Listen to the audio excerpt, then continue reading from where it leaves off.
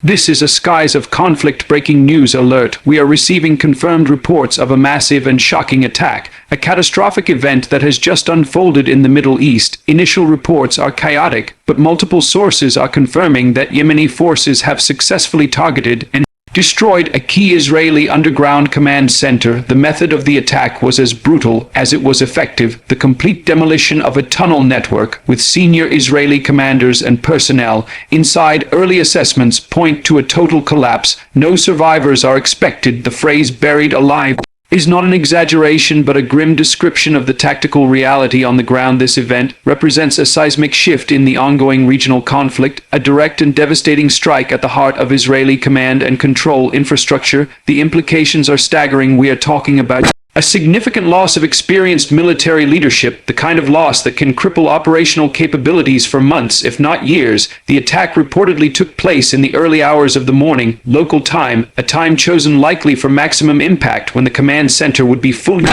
manned with key personnel. The tunnel system in question was not a simple passageway, but a sophisticated multi-level complex believed to be a regional headquarters for coordinating operations. Intelligence suggests it was heavily fortified with reinforced concrete and steel supports designed to withstand conventional aerial bombardment. However, the Yemeni forces did not use a conventional aerial strike. Instead, they employed a method that turned the tunnel's very strength into its greatest weakness.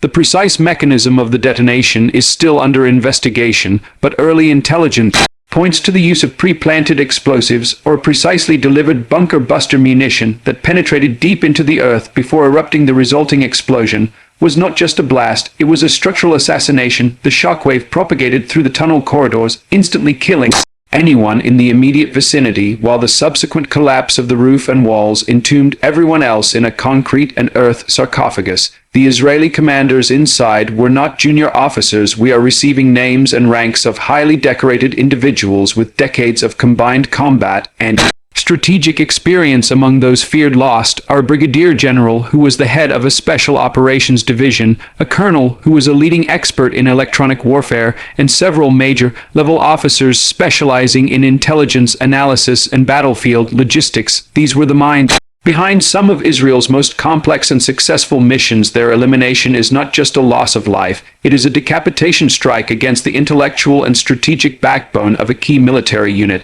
The impact on morale within the Israeli Defense Forces will be immediate and severe.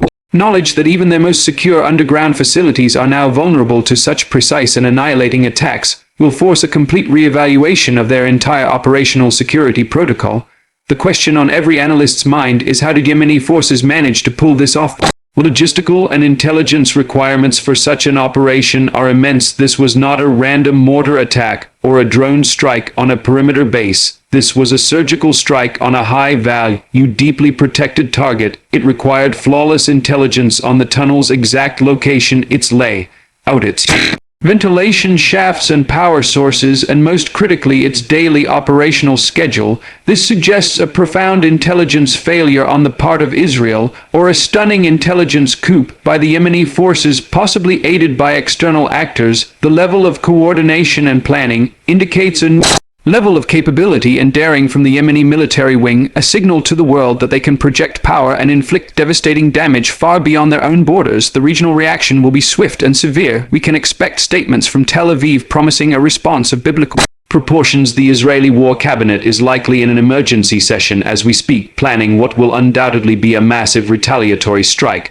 The targets could be widespread, from Yemeni command and control centers to strategic infrastructure to leadership compounds. This attack has crossed a red line, and the Israeli response will be designed to re-establish deterrence in the most unambiguous terms possible. Meanwhile, in Yemen and among its allies, this will be hailed as a historic victory, a masterpiece of asymmetric warfare that has humbled a superior military power. The propaganda value alone is incalculable. It will be used to recruit new fighters, bolster morale, and solidify political support across the region. This event must be analyzed in the broader context of the ongoing war in Gaza and the regional Cold War between Iran and Israel. Yemeni forces have long been a proxy for Iranian interests, and this attack carries all the hallmarks of Iranian planning and support. It is a message from Tehran that they can hit Israel where it hurts most without directly engaging with their own forces.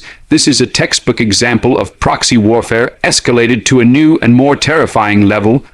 Tunnels once seen as a safe haven for Israeli leadership have now been transformed into death traps. This fundamentally changes the calculus of underground warfare. Forever no longer can any military assume that being deep underground guarantees safety. The threat of total entombment is now a tactical reality. The immediate aftermath is a scene of chaos and desperation. Rescue and recovery efforts are underway by Israeli teams, but the prospects are beyond grim. The sheer tonnage of collapsed earth and concrete makes any rapid excavation impossible. The structural integrity of the entire area is compromised, with the risk of further collapses hampering rescue efforts. Heavy machinery is being brought in, but the process is slow and perilous. It is less a rescue operation and more a recovery mission. The goal is now to retrieve the bodies of the fallen for identification and burial.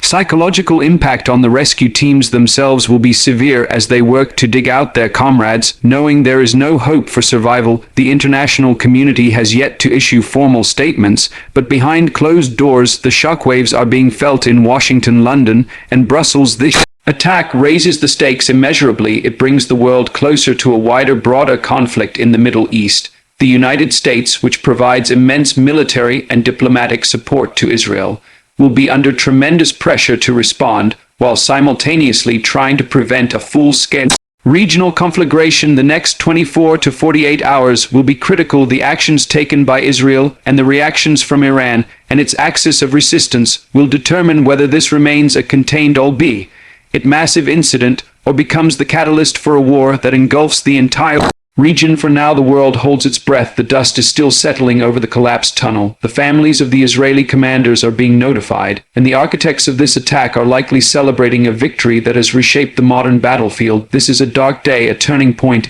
moment where the rules of engagement were rewritten with brutal finality. The skies of conflict are not just in the air above us, they are in the very earth below our feet. This is Skies of Conflict reporting on a developing story. We will bring you more information as it is confirmed.